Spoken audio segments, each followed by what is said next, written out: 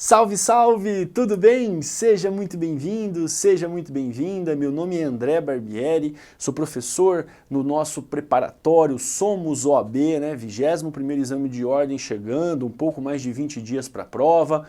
Primeira fase, prova dia 27 de novembro, é a sua prova. É o seu momento em que nós iremos sim para a segunda fase. Aí você deve pensar, Barbieri, como é que nós vamos pautar essas revisões? Olha só. Às vezes, individualmente, como será o meu caso, outras vezes em dupla, todos os professores, o nosso time estará aqui para que você tenha os principais tópicos, né, batido um a um, para que no dia 27, dia da vitória, você vai chegar, vai fazer a prova e vai conquistar a vitória, o seu passaporte para a segunda fase. Como eu sempre digo, a primeira fase é um caminho de passagem, então nós vamos juntos até a sua vitória. E como eu estava pensando, né, como é que nós configuramos essa revisão? É trabalhar de forma muito objetiva com os temas mais cobrados pela FGV. E aí você pode ter certeza, assista todas as revisões, acompanhe uma a uma, você tem aí material para você seguir as aulas, tem as anotações e pode ter certeza, nós vamos acertar um número bem grande de questões do dia 27. Então, convide seus amigos, o pessoal da faculdade, se você sabe de alguém que está estudando para o exame de ordem, chama para vir assistir, porque olha, tá show de bola. Eu vou ter um pouco mais de 1 hora para trabalhar com você direito administrativo e nós vamos então fazer de forma bem pontual. O que é mais cobrado? Vamos juntos? Então vem para cá. Falei de direito administrativo, eu quero trabalhar com você, antes de mais nada, as questões que envolvem agentes públicos, tá? Agentes públicos e reflexos constitucionais. Agentes públicos e reflexos constitucionais. Basicamente, é do artigo 37 até o artigo 41. Aí você deve pensar, Barbieri, qual que é o conceito de agentes públicos? Dá uma olhadinha no artigo 2º da LIA, da Lei de Improbidade Administrativa. O artigo 2º da LIA traz para nós o quê? O agente público está compreendido de uma forma super ampla, super abrangente. E aí você pensa, beleza, o particular, que olha só, ele não possui, não prestou concurso público, a princípio, ele não tem nenhum tipo de vínculo com o Estado, a não ser um vínculo passageiro, um vínculo bem rapidinho. Esse particular que está em colaboração com o Estado, mesários, jurados, eles podem ser considerados agentes públicos? Podem sim, tá? Então cuidado que a FGV já cobrou isso aqui. Beleza, falei de agentes públicos, a primeira distinção, estabilidade e vitaliciedade. São duas garantias, mas que têm pegadinha. Então olha só, começando aqui, separando o que é a estabilidade do que é a vitaliciedade. Você fala, opa, tanto uma quanto a outra são garantias? São, sem sombra de dúvida. Agora, o que muda entre o servidor estável e o vitalício?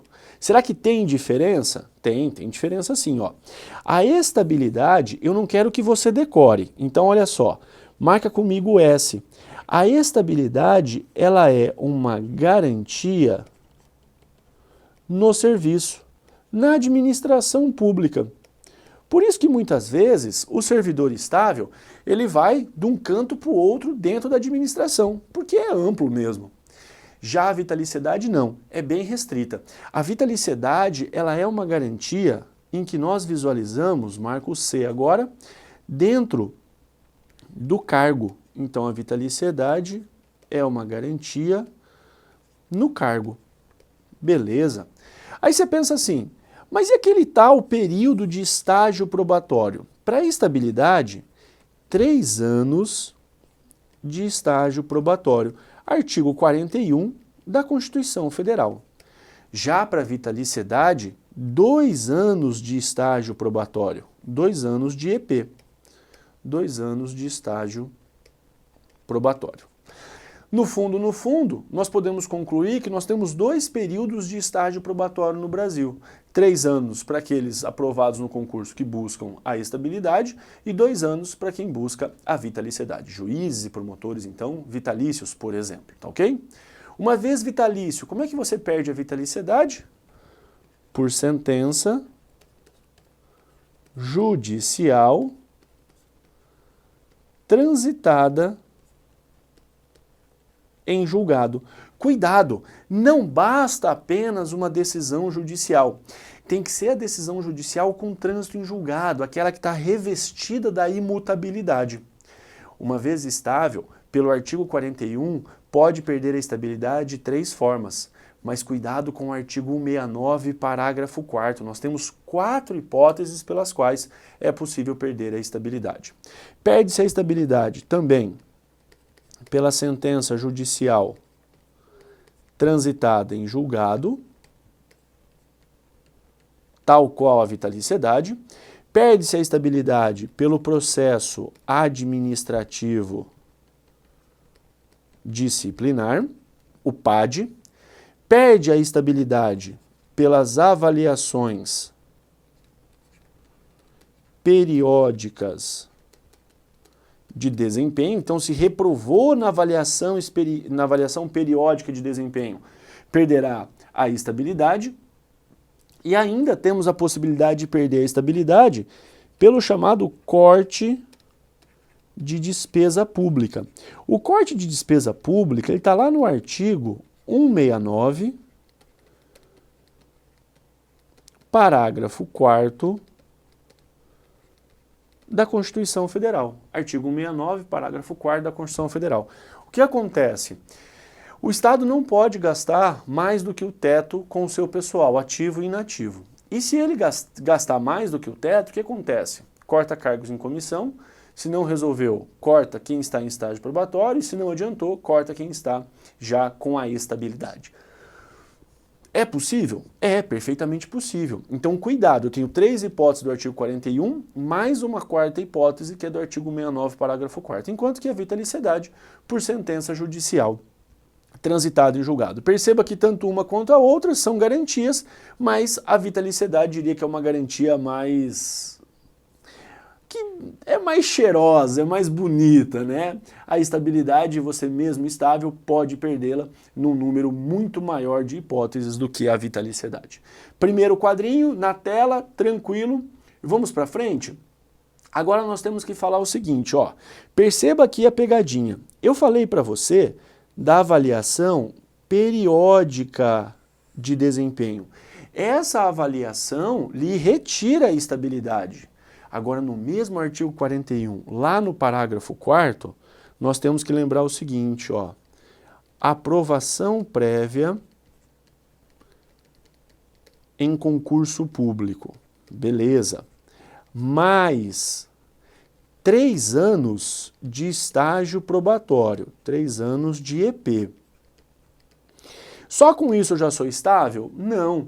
Nós temos ainda como uma condição para adquirir a estabilidade a chamada avaliação especial de desempenho.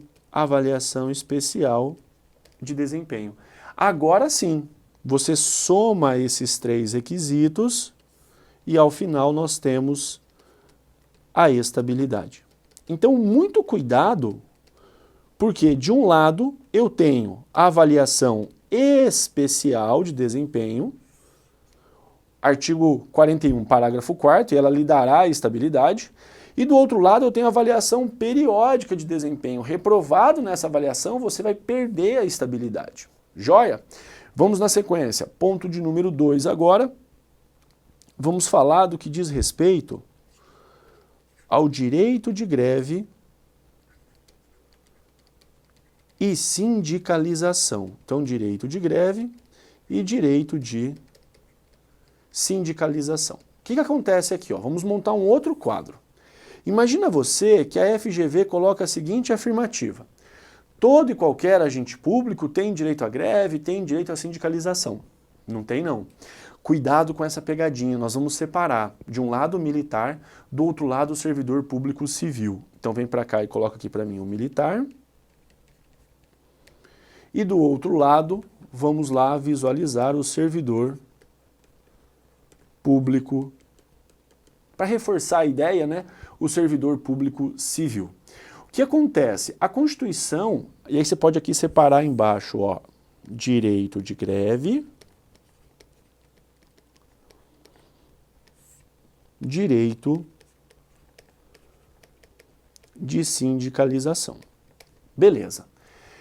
A Constituição Federal, no que diz respeito ao militar, ela proíbe ao militar, então não pode realizar greve, nem pode sindicalizar. Não para ambos. Artigo 142 da Constituição Federal, lá no seu parágrafo 3º, no que diz respeito ao inciso 4º, ao militar, são proibidas a sindicalização e a greve. Ah, mas no estado X, no estado Y, a Polícia Militar fez greve, por exemplo. Ó, temos que marcar em tese. Em tese não pode. Ainda que na prática aconteçam essas greves, mas não pode, tá beleza? Agora, e o servidor público civil? O servidor público civil, nós vamos aqui separar também direito de greve e direito de sindicalização. Direito de greve e direito de sindicalização. Ele tem direito de greve? Sim. Artigo 37 da Constituição Federal. E será que ele também tem o direito a sindicalizar-se? Também, da mesma forma. Então, sim, para ambos agora. Só o que acontece? Acontece que o artigo 37 ele tem uma pegadinha. Então vai lá, por gentileza, no artigo 37, no seu inciso 6º, ele diz assim, ó, é garantido ao servidor público civil, né, o direito à livre associação sindical. Artigo 37, inciso 6º da Constituição Federal. Você fala, bom, Barbieri, norma constitucional auto-aplicável, perfeita, linda, cheirosa, bonita. Não tem o que fazer aqui. Tá bom. Agora, cuidado com o direito de greve. No direito de greve, que está lá no artigo 37, inciso 7º da Constituição Federal, o servidor também tem o direito de greve. E esse direito de greve será exercido nos termos e nos limites definidos em lei específica. Você fala joia, então esse sim aqui, ó, é acompanhado de um asterisco. Porque cadê a lei específica? Nós não temos a lei específica. E como nós não temos essa lei específica, o servidor público civil, ele ficou o quê? Ficou num vazio. Você fala, mas e aí? De que adianta ter direito à greve, sendo que você não tem lei que regulamente o exercício? Pois é, o Supremo Tribunal Federal cansou de esperar o Congresso e o Supremo resolveu, então, por si só, dar um jeito nisso aqui. Já que o Congresso não legisla, né, não adianta só declarar in mora o Congresso, os mandados de injunção não tinham qualquer efeito prático. Então o Supremo falou o seguinte, por isso eu coloquei o asterisco para você. Pega a Lei Geral de Greve do Particular e aplica ao servidor público civil naquilo que for cabível. Esse naquilo que for cabível quer dizer que enquanto o particular pode cruzar os braços e paralisar a atividade, o servidor público civil, se o serviço for essencial, ele não pode fazer o mesmo, nem pensar. Imagina uma UTI, um serviço de emergência do hospital, não pode ser paralisado. Então, quando o Supremo diz, aplica-se a Lei Geral de Greve do Particular ao servidor público civil, vírgula, naquilo que for cabível. Então, serviços públicos essenciais não podem ser paralisados, tá bom? Perfeito? Entendeu o direito de greve? Entendeu sindicalização? Então, vamos para frente. Vamos agora trabalhar a acumulação, ponto 3. Vamos falar da acumulação lícita de cargos, empregos e funções no que diz respeito à Constituição Federal. Você fala, bom, acumulação lícita tem aqui uma pegadinha. Como regra, não pode acumular. Então a regra é que não pode acumular. não pode acumular. Trabalha uma vez para administração e ponto final. Você fala, ih, Barbieri, falou de regra é porque tem exceção. E é isso mesmo. Aqui existem exceções. É sim possível acumular até 2 cargos dentro da administração pública. Mais que 2 não pode. Então, quais são essas exceções? Nós temos 6 hipóteses. Mas antes de adentrar nas hipóteses, nós temos que analisar 2 condições. Então, como regra não pode acumular, excepcionalmente, a exceção é que pode acumular. Tá bom. Mas pode acumular desde que cumpra com 2 condições. Olha só, primeira condição, segunda condição. O servidor público, a primeira condição para que a gente possa começar a discutir as possibilidades de acumulação lícita de cargos na administração é que ele tenha compatibilidade de horário. Você fala, poxa, ele trabalha de manhã no município e à tarde no estado.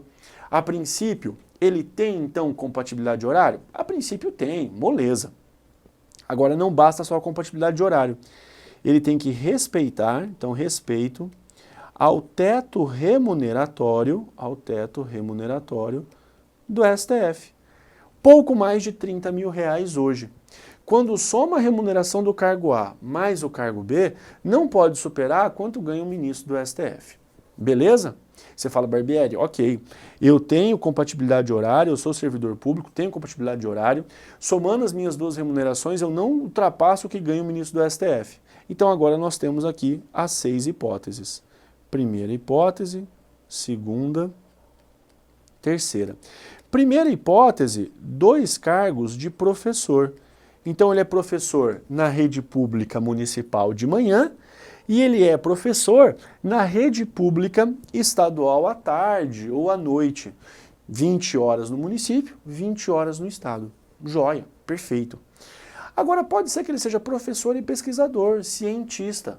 Imagina que eu sou professor na USP, no curso de medicina, e à tarde eu sou cientista, sou pesquisador. Beleza.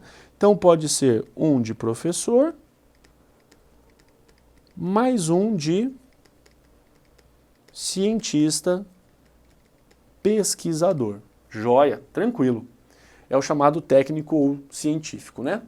Temos ainda a possibilidade de 2 da área da saúde. Cuidado, hein? Não basta ser da área da saúde.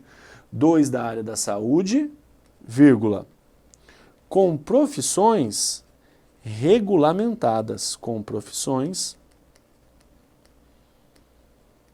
regulamentadas. Então assim, ó, você não vai esquecer na hora da prova. Não basta andar de branco, né? Porque para andar de branco, o açougueiro, pai de santo também andam. Tem que andar de branco, tem que ser da área da saúde e ter a profissão regulamentada. Eu sou médico num posto de saúde no município X de manhã e à tarde eu sou médico num hospital público estadual ou sou enfermeiro no município Y de manhã e à tarde no município Z, enfim. Tendo compatibilidade de horário e quando soma as remunerações não ganha mais que o ministro do STF, tá tranquilo, tá favorável, beleza? Quais são ainda as outras 3 hipóteses? Para a gente completar as 6 aqui. Quarta hipótese, é servidor, se candidatou e está eleito vereador, então tendo compatibilidade de horário, respeitando a remuneração do STF, tá tranquilo.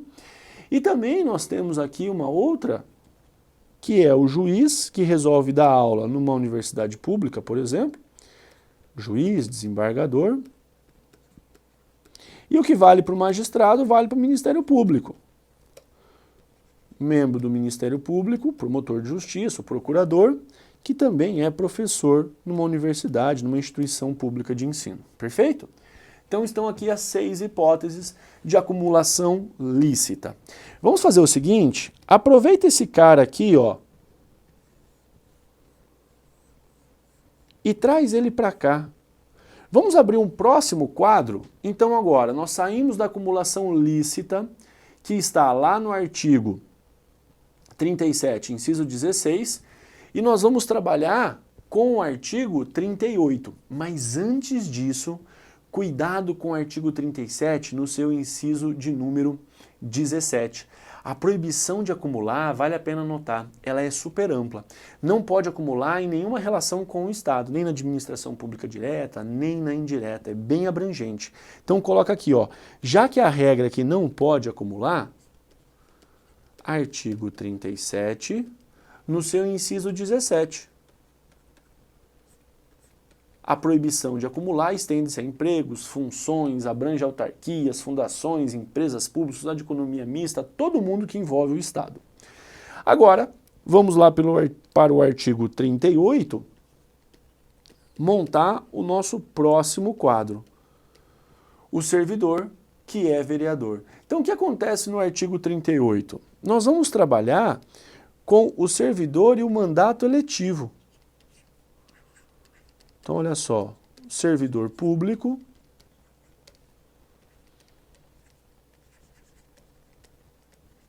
e o mandato eletivo. Tá, o que eu preciso saber desse cara? O que acontece aqui? Nós temos aqui alguns desdobramentos que a FGV já cobrou e são as pegadinhas clássicas. Então, monta comigo esse quadrinho aqui, ó. Quando eu falo de mandato eletivo, quer dizer então que eu posso ter um mandato eletivo em âmbito federal, estadual ou distrital. Assim como também é possível ter mandato eletivo em âmbito municipal. Então essa é a primeira divisão. Para facilitar a nossa compreensão, nós vamos partir sempre do mesmo exemplo. Imagina você que eu sou um médico concursado, um médico público, e atendo a população do município. Vamos imaginar assim. Ou então, eu sou médico concursado e trabalho no Estado, do jeito que você quiser, desde que eu seja um médico concursado. E aí, eu me candidato para ser deputado federal, deputado estadual, enfim. Eu estou eleito com um mandato eletivo federal, estadual ou distrital. O que vai acontecer? Afasta-se do cargo, olha só, afasta-se, não se exonera, tá? Só se afasta, porque se amanhã ou depois não se reeleger, volta para o cargo de médico. Afasta-se do cargo, emprego ou função e exerce o mandato. Pronto. Agora você fala, Barbieri, se o mandato eletivo for municipal, existe uma subdivisão. Ele pode ser prefeito, então é médico, médico concursado, se candidatou e está eleito, e é prefeito, ou pode ser candidato e está eleito para vereador. O que vai mudar aqui? Acontece o seguinte, se prefeito, olha lá, a princípio parece que é a mesma coisa, afasta-se do cargo,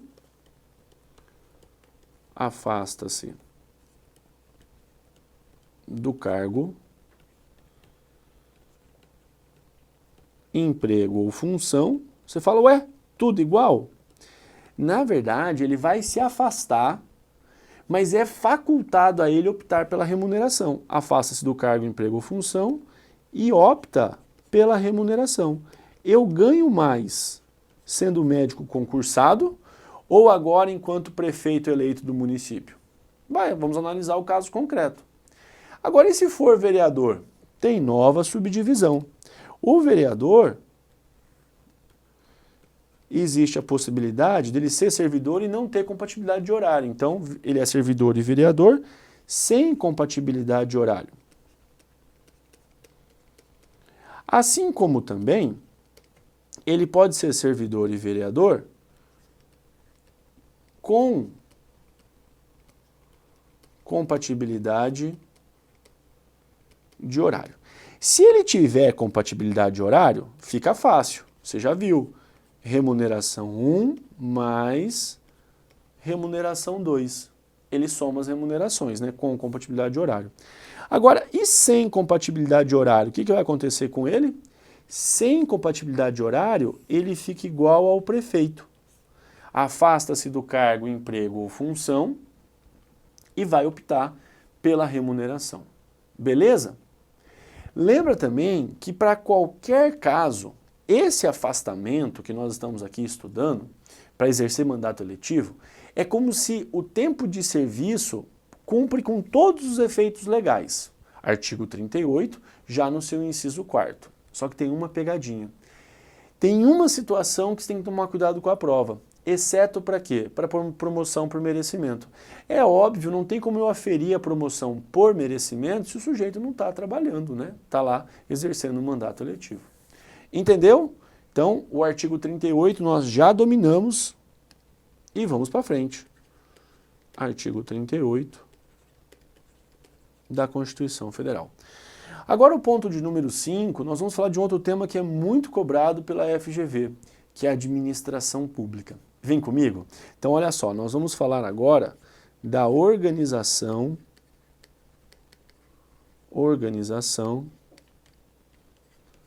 da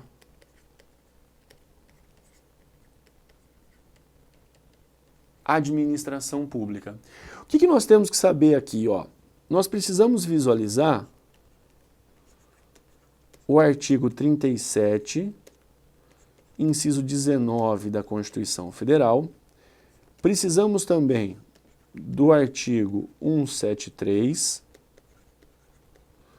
e vale o artigo 5º do Decreto-Lei 200. Artigo 5º do Decreto-Lei 200 de 67, já com as adaptações da jurisprudência do STF. Mas vamos por partes.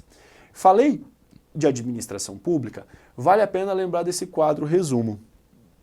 Então vamos começar aqui pelo nosso quadro resumo. Olha só, administração pública, você vai dividir para mim da seguinte forma. Eu tenho administração pública direta e eu tenho administração pública indireta. Na administração pública direta, quem que aparece? União, estados, Distrito Federal e os municípios. Já na administração pública indireta, quem que eu tenho agora? Autarquia, empresa pública, sociedade de economia mista, vou colocar aqui, ó, fundação pública, sociedade de economia mista e a empresa pública. Beleza, até aqui? Fácil? Então vamos lá. A administração pública direta, ela recebe um apelido. São os entes políticos ou entidades políticas. Entes políticos. Por qual razão que recebe este apelido? Os entes políticos, União, Estados, DF, municípios, são sempre o quê? Pessoas jurídicas de direito público. Sendo pessoas jurídicas de direito público, quer dizer o quê no resumo da ópera? Quer dizer que elas podem inovar o ordenamento jurídico. Ora, criando direito, ora, impondo dever. Então, lei federal, lei estadual, lei distrital, lei municipal. Beleza. Até aí nenhuma novidade. Agora o que acontece? Acontece que do lado de lá, na administração pública indireta, também há um apelido, mas eu não chamo mais de entes políticos. Agora nós trabalhamos com as entidades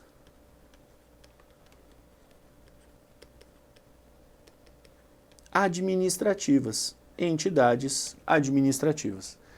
O que muda? Os entes políticos, você não pode esquecer, eles podem inovar o ordenamento jurídico, criando direitos, impondo deveres. As entidades administrativas não, elas só vão aplicar aquilo que já existe. E aí você vai visualizar o seguinte, ó. A autarquia será sempre uma pessoa jurídica de direito público. Sempre assim, tá? Falou de autarquia, ela será sempre uma pessoa jurídica de direito público. Já a sociedade de economia mista e empresa pública, sempre pessoa jurídica de direito privado. Beleza. Quem é que ficou faltando aqui? Sobrou a fundação pública. A fundação pública, ela pode tanto ser uma pessoa jurídica de direito privado, se assim ela escolher, como ela também pode ser uma pessoa jurídica de direito público. É a posição do STF. Aí você fala, ah, beleza, até aqui tranquilo. Agora, quem é que deu vida a quem aqui? Lembra que é a administração pública direta que faz nascer a administração pública indireta, com base no princípio da especialização, ela especializa. Não deve cair esse nome, não. A FGV prefere outro nome, princípio da descentralização.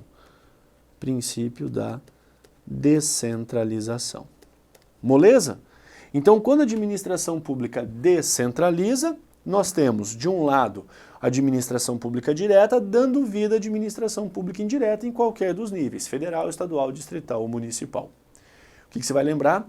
Não existe relação de hierarquia, não existe relação de subordinação entre a administração pública direta e indireta. O que existe, afinal de contas? Olha só, a administração pública direta não tem hierarquia, não tem subordinação, né? Uma dupla, né? Se tem hierarquia, porque tem subordinação. Então, entre a administração pública direta e a administração pública indireta, não tem hierarquia, não tem subordinação. Por quê? Hierarquia e subordinação só e tão somente existirão dentro da mesma pessoa jurídica. Se eu falo de pessoas jurídicas distintas, isso não existe mais. Aí você vai pensar, beleza, Barbieri, mas a Petrobras então ela não é subordinada à União? Não, de forma alguma. Mas qual que é a relação então? A relação aqui, anota lá, é uma relação de vinculação. Existe uma relação de vinculação. Existe uma relação de controle finalístico. Existe uma relação de controle ministerial. Então, controle finalístico, controle ministerial, vinculação. Por quê? A administração pública, quando ela cria administração pública direta, quando ela cria a indireta, ela acaba por falar assim, ó, vamos buscar as metas. E aí ela quer saber depois, ao final do ano, se as finalidades pelas quais a administração pública indireta nasce, existe, foram ou não foram cumpridas. Então, vinculação, controle finalístico, controle ministerial. Falei de descentralização, pelo menos duas pessoas jurídicas, administração pública direta e indireta. Agora, e se eu falo de órgão público? O órgão público ele não tem personalidade jurídica, ele não é uma nova pessoa jurídica, ele não responde à ação judicial, lembra? O órgão público é uma unidade, é um centro de atuação, um centro de competência dentro de uma pessoa jurídica. Por isso, se a gente fala de órgão, aí sim tem hierarquia e tem subordinação, porque eu estou dentro da mesma pessoa jurídica, e eu não falo mais de descentralização, eu falo de desconcentração. Cuidado com essa pegadinha, tá bem? Visualizamos isso, revisão é assim, intensivaço. Vamos agora para o artigo 37, inciso 19 da Constituição Federal. Vem comigo? Olha só. O que acontece aqui no artigo 37? Artigo 37, inciso 19 da Constituição Federal. Fica assim, ó. Eu tenho de um lado lei específica. Primeira pegadinha, tá? Lei específica aqui não é lei complementar. Essa lei específica, entenda, é a lei ordinária, é aquela lei normal, comum. Então, vou até colocar aqui para você, ó, lei específica é a lei ordinária. O que acontece? A lei específica, ela pode criar, como ela também pode autorizar. Então, veja só, a lei específica, ela vai criar a autarquia. Então, ótimo. Somente por lei específica poderá ser criada a autarquia. Já essa lei específica, quando nós falarmos da fundação pública, quando nós falarmos da sociedade de economia mista e quando nós falarmos da empresa pública, essa lei específica já não cria mais ninguém. Ela vai fazer o quê? Ela vai autorizar. Então aqui, ó, a autarquia é criada, a lei específica vai criar a autarquia, enquanto que essa lei específica, lei comum, ela vai fazer o quê? Ela vai autorizar o nascimento da fundação pública, da sociedade de economia mista ou da empresa pública. Aí no final do artigo 37, inciso 19, aparece lá a tal lei complementar. Você fala, Virgem Maria, essa lei complementar cria ou autoriza alguém? Nada disso. A lei complementar, ela vai tão somente fazer o quê? Ela vai definir a área de atuação da fundação pública. Então vai aqui definir a atuação, a área de atuação da fundação pública. Moleza? Quando a FGV cobre esse tema, o que ela gosta de fazer? Ela gosta de misturar, embaralhar tudo. Então fique esperto. Aí você fala, Barbieri, tá bom, mas na prática, o que muda entre ser criada e ser autorizada? Olha que fácil. Se a autarquia é criada por lei específica, não tem registro do ato constitutivo. Não tem registro dos atos ou do ato constitutivo. Por qual motivo? Porque no Brasil nós não registramos a lei. No Brasil nós publicamos a lei. Ah, verdade. Então quando é que a autarquia nasce? Quando a lei foi publicada. Entendeu? Não tem registro de ato constitutivo de autarquia, não. Já na fundação pública, na sociedade de economia mista e na empresa pública, as coisas mudam. Por qual razão?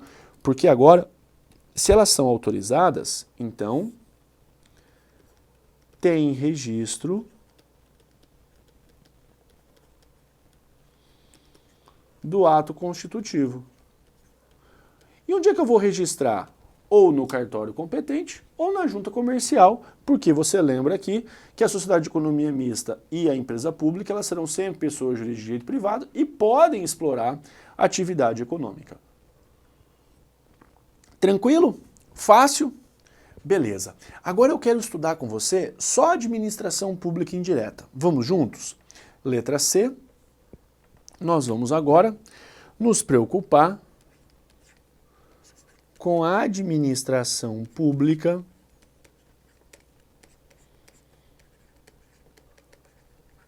indireta. E nada melhor do que começar já com a autarquia. Você já sabe, a autarquia é uma pessoa jurídica de direito público, criada por lei específica. E olha que interessante, a autarquia, se fosse para nós definirmos a autarquia em uma palavra, o que é a autarquia? A autarquia é um serviço. Então, a autarquia é um serviço próprio, um serviço típico, um serviço autônomo, um serviço próprio de Estado. Se a autarquia é um serviço, a FGV uma vez falou, olha, a autarquia pode explorar a atividade econômica.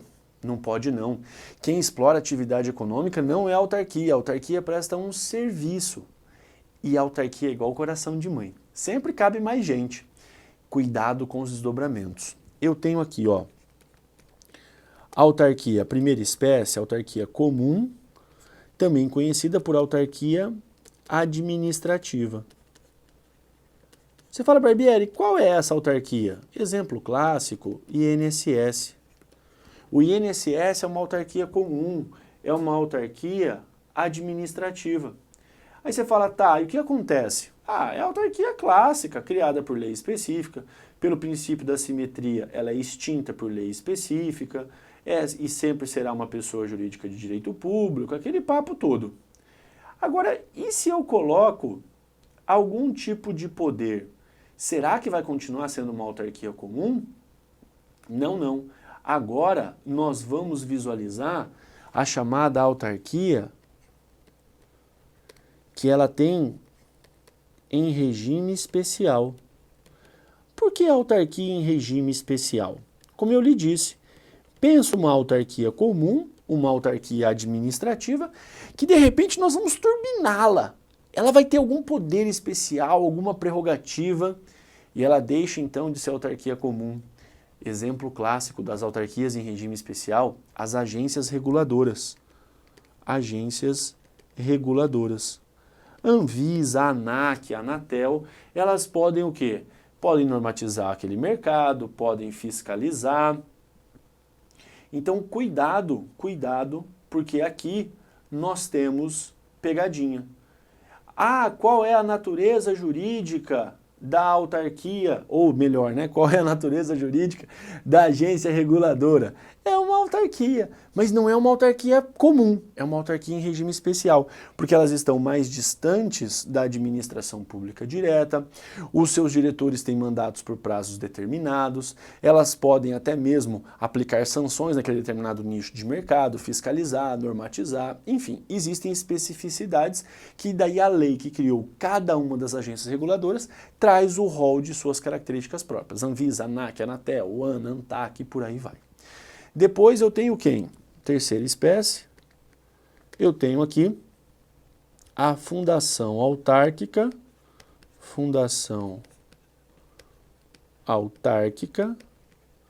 também conhecida como autarquia fundacional. Você fala, ué, quem é essa fundação autárquica, essa autarquia fundacional? Super simples.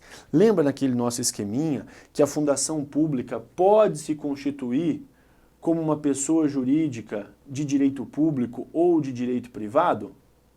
Então, se ela, a fundação pública, se constituir como uma pessoa jurídica de direito público, o que vale para a autarquia vale para a fundação pública. Então, só cuidado.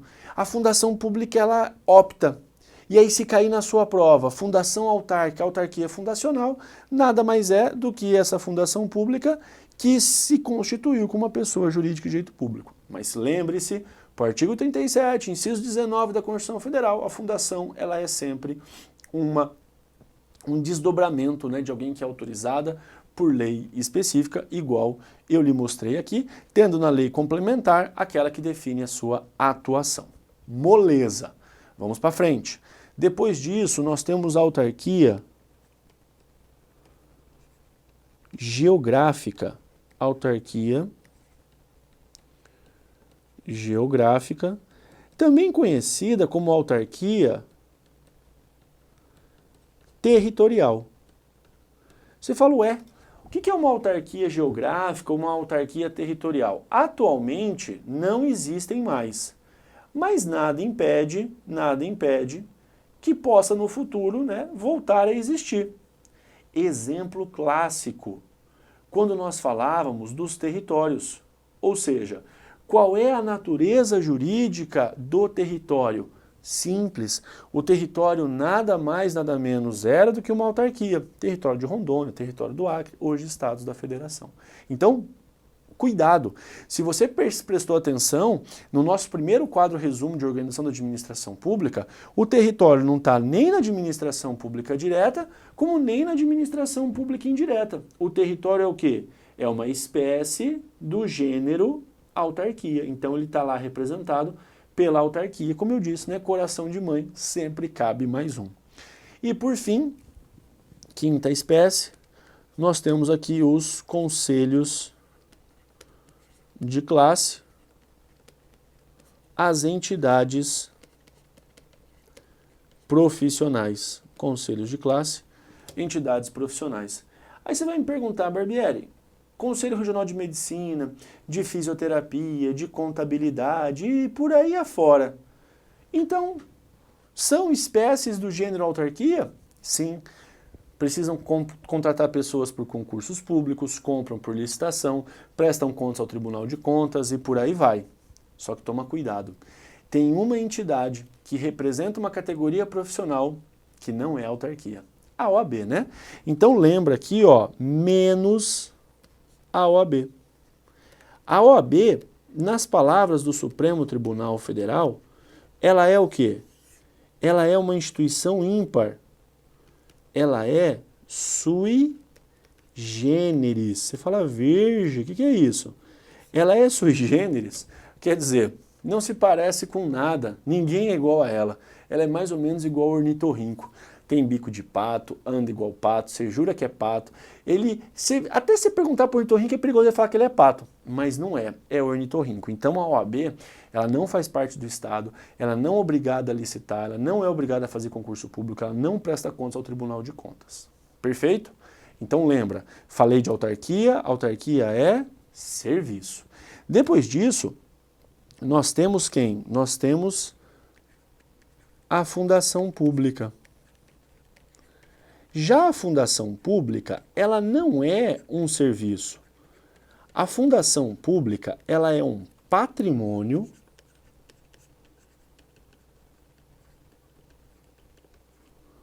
voltado, destinado para quê? Para áreas específicas, tá? Para áreas específicas. Exemplo: saúde, educação, cultura, desporto, aspectos científicos. Temos lá a FUNAI, por exemplo, né, em relação aos índios. Então, enquanto a autarquia é serviço, fundação pública é um patrimônio. Pode ser pessoa jurídica de direito público, como também pode ser uma pessoa jurídica de direito privado. E ainda, nós temos aqui as empresas estatais. Você fala, ué, esse nome nós não vimos ainda. Empresas estatais. As empresas estatais podem ser quem? Ou uma sociedade de economia mista, ou uma empresa pública. Quer seja uma sociedade de economia mista, quer seja uma empresa pública, sempre pessoas jurídicas de direito privado. E se é uma empresa estatal, elas aqui podem optar por prestar um serviço público,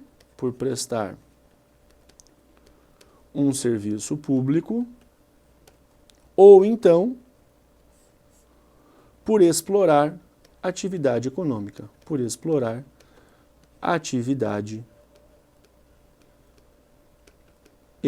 Só que cuidado, se eu falo de exploração da atividade econômica, aqui eu estou diante de uma exceção. O Estado só pode explorar a atividade econômica se envolver segurança nacional ou se envolver interesse da coletividade. Perfeito? Fácil? Então, empresas estatais é um apelido carinhoso, a sociedade de economia mista ou as empresas públicas, sempre pessoas jurídicas de direito privado autorizadas por lei específica. Cuidado com o quadro comparativo entre uma e outra. Vem para cá, olha só. Elas possuem um regime jurídico híbrido, né? Um pouco de direito público, um pouco de direito privado. Então, sociedade de economia mista, federal, é diferente de uma empresa pública federal. Vamos confirmar aqui, ó. Quando eu falo de uma sociedade de economia mista federal, nós podemos lembrar, por exemplo, da Petrobras, do Banco do Brasil. Quando eu falo de uma empresa pública federal, você vai lembrar da Caixa, você vai lembrar dos Correios. Tá bom. Agora o que acontece? Eu não quero que você decore. Olha o macetinho. Uma sociedade de economia mista, marca o S e marca o A. A sociedade de economia mista, ela necessariamente será o quê? Ela necessariamente será uma SA, uma sociedade anônima. Já a empresa pública federal, ela pode adotar qualquer tipo societário. Então lembra, a empresa pública pode adotar qualquer tipo societário. A sociedade de economia mista, nós podemos comprar ações da Petrobras? Sim, mas 51%, pelo menos, é de capital público. Ou a mesma coisa dizer que a maior parte do capital é público. Ou ainda, lembra, o controle das ações com direito a voto pertence ao Estado. Maior parte do capital é público, pelo menos 51% do capital é público, ou o controle das ações com direito a voto pertence ao Estado. Já na empresa pública, não dá para comprar ações da Caixa nem dos Correios, né? A integralidade, 100% do capital é público. Um contrato da Minha Casa Minha Vida, vamos julgá-lo onde? Na Justiça Federal. Agora, e se eu falo de um dano ambiental causado pela Petrobras, por exemplo?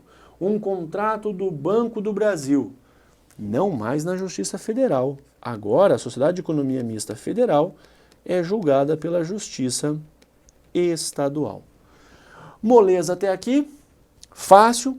Concluímos a organização da administração pública dentro da nossa revisão. Só cuidado, a agência reguladora é uma espécie de autarquia, lembra? Se cair lá a agência reguladora e a agência executiva não é uma nova pessoa jurídica. A agência executiva é uma qualificação que nós damos às autarquias ou fundações públicas com baixo índice de eficiência para que elas ganhem poder e possam então desempenhar suas atividades. Se amanhã ou depois o contrato que assinaram com a administração pública, com o Estado, com o órgão, não for renovado, perdem o status, a qualificação de agência executiva. Exemplo de agência executiva, um Inmetro, tá ok? Moleza? Joia. Então agora saímos da organização da administração pública e vamos lá falar dos atos administrativos. Ponto de número 6. Atos administrativos. Quando eu falo de atos administrativos, nós começamos falando aqui, ó, de um lado eu tenho quem? Os elementos, os requisitos do ato administrativo, que é o nosso animal de estimação, né? Você tem que ter um animal de estimação. Você fala, ih, Barbieri, não tem animal de estimação não. Vamos atrás de um. Quando nós falamos dos elementos, dos requisitos do ato administrativo, eu tenho 5 elementos, 5 requisitos que eu preciso juntar para formar o ato administrativo. E como é que chama o nosso animal de estimação? FIFOCOM. Então eu tenho aqui, ó, o FIFOCOM. Finalidade, forma,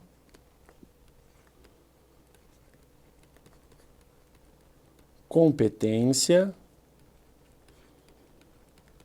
objeto e o motivo. Pronto. A finalidade ela deve ser sempre pública. Se a finalidade for privada, se não for praticado o ato no interesse da coletividade, ato nulo. A forma, como regra, deve ser escrita. Mas se tem regra é porque tem exceção. Eu tenho o quê? Forma verbal, gestos, som do apito do guarda de trânsito, por exemplo. Então a forma não é absoluta. Como regra é escrita. Mas eu tenho aqui exceção, né? Verbal, cores, verde, amarelo e vermelho do semáforo e por aí vai. Já a competência, quando nós falamos de competência, ela é muito cobrada. Então eu vou deixar para você aqui a leitura do artigo 11 ao 15 da 9784. Artigo 11 ao 15 da 9784. Porque aí nós temos a competência de ordem pública. Quem entrega a competência ao agente é a lei, quem retira a competência é a lei. Por isso que ela é irrenunciável. A vontade do agente não pode permitir a renúncia. Ela é imprescritível. Passe o tempo que passar, que o agente público competente continuará sendo competente para aquele ato. Mas eu tenho competências que são indelegáveis, que eu não posso passar para frente o exercício, não tem como transmitir. Competência exclusiva, competência para editar ato normativo e competência para decidir recurso. Eu posso delegar como regra? Sim, mas essas três do artigo 13 são indelegáveis. Competência exclusiva, competência para editar ato normativo e competência para decidir recurso. Lembrando também que a delegação ela pode ser para o lado, delegação horizontal, agentes de mesma hierarquia, como pode ser para baixo, delegação vertical. O contrário da delegação é a avocação, e a avocação só pode ser vertical. Eu, hierarquicamente superior, vou lá e retomo o exercício da competência do hierarquicamente inferior. Não existe avocação horizontal, lembra disso, tá bom? Depois nós temos o objeto. O objeto é o conteúdo material do ato, é o efeito prático esperado. Conteúdo material do ato. Sem o objeto, o ato virou uma conversa de louco. E para finalizar, nós temos o motivo. Motivo nada mais é do que a soma de um pressuposto de fato, um motivo fático, mais um motivo jurídico, um pressuposto jurídico. Lembra que motivo é diferente de motivação. Por quê? Na motivação eu vou contar a história. Na motivação eu vou exteriorizar os motivos. E ainda, o vício, o defeito na motivação não atinge o motivo, atinge a forma do ato administrativo, porque a forma pela qual eu contei a história não está correta. Fácil até aqui? Moleza? Não podemos esquecer também da teoria dos motivos determinantes. Puxa uma flechinha comigo, vem para cá. O que diz a teoria dos motivos determinantes? Muito simples. O motivo apresentado para o ato vincula, determina a produção dos seus efeitos. Então, falando da teoria dos motivos determinantes, é super simples. Lembra o seguinte, ó, os motivos apresentados vinculam, determinam a produção dos efeitos. Então pensa só, se o motivo for verdadeiro, o ato produz efeitos? Sim.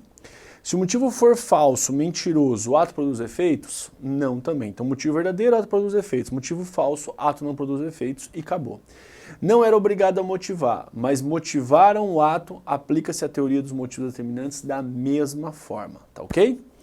Depois dos elementos e requisitos, uma sequência imediata são os atributos, as características. Então, o FIFOCOM está formado. Agora nós vamos falar dos atributos, das características. O que eu tenho que lembrar aqui? Nós temos que lembrar, antes de mais nada, da presunção de legitimidade. Presunção de legitimidade. É um atributo, é uma característica de todos os atos administrativos. Então, falou de presunção de legitimidade, é um atributo, uma característica de todo mundo. Todos os atos administrativos presumem-se legítimos. A presunção é sempre favorável à administração pública, só que ela admite prova em contrário, uma presunção relativa. Mas quem tem que provar o contrário é o particular, é o cidadão. Depois disso, nós temos a tipicidade. Então, primeiro, eu preciso da lei, e depois o ato administrativo vai estar respaldado na lei, ancorado na lei. Engasguei, desculpa. A tipicidade também é uma característica de todos os atos administrativos. Engasguei. Por essa razão, a tipicidade determina que todo e qualquer ato administrativo esteja sempre abaixo da lei. Os atos administrativos são infralegais. Temos também a coercibilidade, também conhecida por imperatividade. Agora já não é mais uma característica de todo e qualquer ato administrativo. Por qual motivo, por qual razão? A coercibilidade, a imperatividade somente para os atos restritivos, tá? É aquela ideia de imposição, de goela abaixo. E por fim, nós temos a autoexecutoriedade. Autoexecutoriedade. Também não é mais uma característica de todo e qualquer ato administrativo. A autoexecutoriedade, você vai lembrar, ela decorre de uma situação de emergência ou quando a lei assim determinar. Então, na autoexecutoriedade, a administração pública atua independentemente da intervenção prévia do Poder Judiciário. Não precisa da intervenção do Judiciário. Entendemos até aqui? Moleza. Vamos visualizar aqui um outro aspecto que cai bastante, que é a chamada autotutela, que você também encontra lá na súmula 473 do STF, que você também visualiza no artigo 53 da 9784. É aquela súmula clássica em que nós temos essa tabelinha aqui, ó.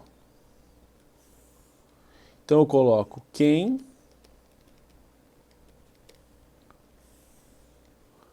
por quê,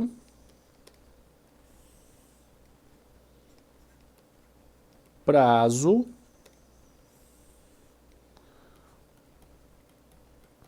efeitos. Quem, por quê, prazo e efeitos. Aí você vai colocar em vermelho para mim anular e em azul revogar. Então o que acontece? Quem anula? Na verdade, quem deve anular é tanto a administração pública quanto o poder judiciário. Tanto a administração pública quanto o poder judiciário. Por que anula? Porque existe uma ilegalidade. Qual que é o prazo para anular? 5 anos. O ato que trouxe uma vantagem à esfera do indivíduo, a administração tem 5 anos para anular. E ainda, quais são os efeitos da anulação? Efeitos ex tunc. Tudo é anulado, tudo é apagado. Então, efeitos ex tunc, retroage, vai ao passado e aí apaga tudo, tá bom? Todos os efeitos do ato são apagados, são exterminados. Já na revogação as coisas mudam. Quem que revoga? Só quem pode revogar é a administração pública. E por que revoga? Porque existe uma inconveniência, porque existe uma inoportunidade. Uma inconveniência ou uma inoportunidade. Tem prazo para revogar? Não, não tem prazo. E quais são os efeitos da revogação? Não retroage, não vai ao passado. Então, ex nunc, N de não retroage, não vai ao passado. É da revogação para o futuro. Moleza? Fácil? Tranquilo. Aí tem uma pergunta que reflete essa tabelinha. Todo e qualquer ato administrativo pode ser revogado? Não. Atos que geraram direitos adquiridos, atos consumados, também conhecidos por atos exauridos, e atos vinculados, em que todo o FIFOCOM está determinado pela lei, não admitem revogação. Por qual motivo? O ato consumado ou o ato exaurido, mesma coisa, ou o ato que gerou direito adquirido, eles estão no passado e a revogação não alcança. Já o ato vinculado é que todo o FIFOCOM está vinculado e aí não tem margem de liberdade, não tem como se analisar nem a conveniência, nem a oportunidade, beleza? Então isso aqui cai pra caramba, tá? Um outro ponto importante é ato discricionário. O ato discricionário é aquele que tem mérito. Mérito é liberdade. Quem é que forma o mérito? É o M do motivo com o O do objeto. Ato discricionário tem essa margem de liberdade que é relativa. Ela está previamente determinada pela lei. Cuidado, ato discricionário não é sinônimo de ato arbitrário. Ato arbitrário ofende a lei. Ato discricionário é ato válido, respeita a lei. Tranquilo? Vamos também falar agora, ponto de número 7, de responsabilidade civil do Estado. responsabilidade civil do Estado. O que acontece? A responsabilidade civil do Estado, lá no artigo 37, parágrafo 6º da Constituição Federal. Tá ok. O 37, parágrafo 6º, ele se desdobra em pessoas jurídicas de direito público, pessoas jurídicas de direito privado e o agente público. Então fica assim, ó. Se for caso de pessoa jurídica de direito público, União, Estados, DF, municípios e as autarquias, a responsabilidade será objetiva. Agora, se eu falo de uma pessoa jurídica de direito privado, tem que tomar cuidado. Pessoa jurídica de direito privado, nós vamos separar as que exploram atividade econômica,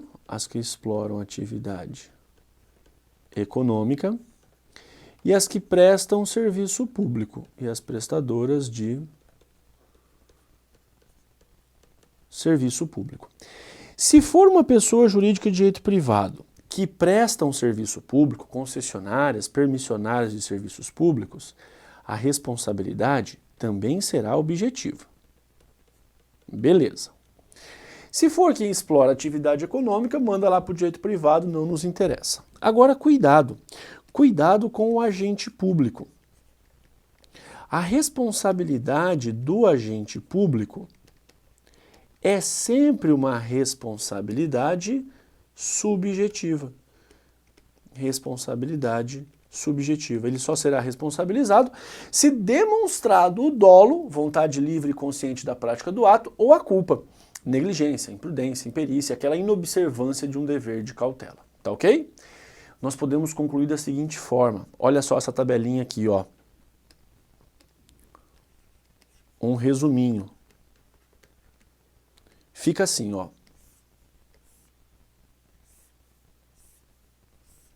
Então eu tenho aqui de um lado conduta e do outro lado eu tenho a responsabilidade. Se a conduta do agente público for uma ação, claro, no exercício da função, agiu e causou dano ao particular, a responsabilidade do Estado será objetiva. Agora, se ele se omitiu, deveria agir e não o fez, e causou dano, a omissão gera uma responsabilidade do Estado agora subjetiva, com base na doutrina, com base na jurisprudência. E por outro lado, se nós estivermos diante daquela posição de garante, a chamada relação de custódia, preso no presídio, alunos de escola pública, a responsabilidade, como regra, será do Estado pelo dano acarretado e será uma responsabilidade objetiva. Então, o que a gente pode concluir desse quadro? Como regra, a responsabilidade do Estado é objetiva, tá ok? Agora, isso não é absoluto. Excepcionalmente, então nós temos aqui uma exceção, o Estado responderá de forma subjetiva. Responde de forma subjetiva. Quando?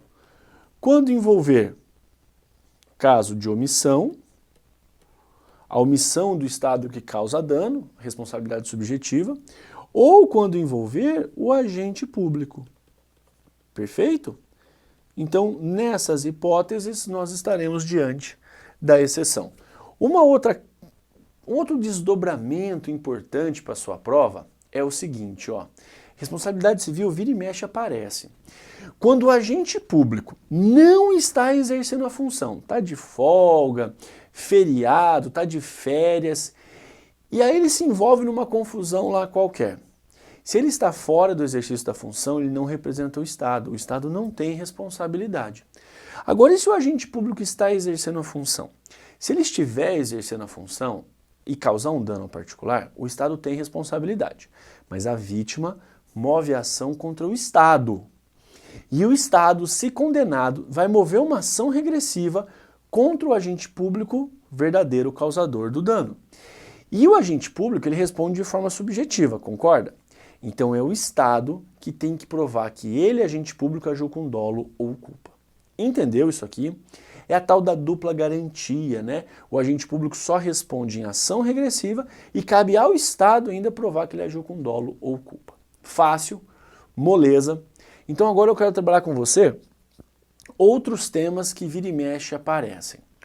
Responsabilidade civil, o ato da concessionária ou da permissionária de serviço público, a responsabilidade, né, perante o terceiro, seja usuário ou não usuário, quando a concessionária, quando a permissionária causa um dano, a responsabilidade dela é objetiva, você já viu. Mas e tem responsabilidade do Estado? Tem, só que é subsidiária. Se for em PPP, nas parcerias público-privadas, aí a responsabilidade do Estado, que é o parceiro público, passa a ser solidária. Cuidado. Outra questão importante. Quando nós falamos de serviços públicos, lembra, por gentileza, do artigo 6º. O artigo 6º traz um rol de princípios da Lei 8987. O princípio da continuidade é um deles e cai bastante. É regra, mas o serviço público pode ser interrompido. Diante da inadimplência, por exemplo, temos que analisar duas condições. Não pagou a conta. Tem lá o prévio aviso, chega a cartinha avisando, e além disso tem que ter o interesse da coletividade. É de interesse da coletividade, então, que seja feita a interrupção do fornecimento? Aí tem que analisar o caso concreto. O mesmo vale para os reparos, melhoria na rede. Aí vai chegar a cartinha dizendo, olha, tal dia e tal horário não terá energia, não terá água, por aí vai. Não precisa mais do interesse da coletividade. Cuidado com esses caras, porque eles excepcionam o princípio da continuidade. Outra questão bem importante, e aí eu quero que você tome atenção. Improbidade administrativa, lá na 8429, é uma lei piquitiquinha. Vale a pena você fazer a leitura. Lembra que a natureza da ação de improbidade é uma ação civil, tá? Então, eu não aplico prerrogativa de foro, eu não aplico prerrogativa de função. Esses institutos são lá do processo penal.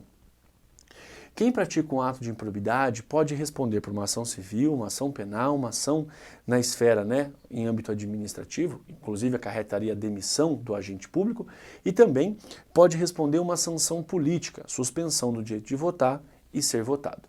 Mas a ação da improbidade, a natureza dela é civil, tá ok? Outra questão, para que ocorra improbidade administrativa, é sempre na responsabilidade subjetiva, tem que demonstrar o dolo ou a culpa. O rol dos artigos 9º, 10 e 11 é um rol aberto, é um rol exemplificativo. Outras condutas podem se inserir ali. E toma cuidado, no que diz respeito à perda da função, por exemplo, só vai perder a função quando a sentença judicial transitar em julgado. Cuidado com isso, por favor, tá bom? Faça a leitura da 8429 e lembra que no artigo 3º, o particular pode sim responder pela improbidade. Só que o particular tem que estar de mãos dadas com o agente público. Se o particular estiver sozinho, não responderá.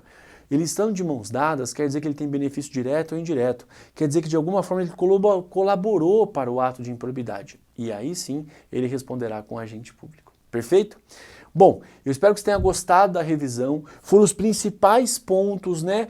Pegamos ali, selecionamos algumas dos itens bem cobrados pela FGV em Direito Administrativo. Quero lhe desejar uma excelente prova. Final de semana chegou, mas ó, final de semana é para estudar, tá? Estuda, faça suas revisões, resolva as provas do passado. É muito, muito, muito importante. Lembrando, as nossas revisões vão até a véspera da prova, nós vamos ter ainda um simulado, né? Siga aí, acompanha Somos OAB, porque eu tenho certeza que nessas revisões você vai ter pelo menos 55% da prova. Pode ter certeza, o time está afiado, os professores estão ali preparando um material super legal para que você, em rápido espaço de tempo de estudo, tenha os principais tópicos e tão logo tenha sucesso na primeira fase. 55, 60 acertos, né? Vamos para a segunda fase e lá sim é o momento de você redobrar as forças, as energias, porque em brevíssimo espaço de tempo você será um advogado, será uma advogada. Foi um prazer estar com você, muito obrigado pelo carinho, muito obrigado pela atenção. As revisões continuam, um excelente final de semana, racha de estudar. Qualquer dúvida, qualquer coisa que você precisar, entre em contato comigo. Eu sempre disponibilizo o meu WhatsApp. Meu WhatsApp é para dúvida, então o que você precisar de ajuda em cronograma, anota lá. DDD 47 9920 0304, tá bom? Muito obrigado pelo carinho, obrigado pela atenção, sucesso nos estudos e as revisões continuam até a véspera da prova. A gente se vê. Até lá!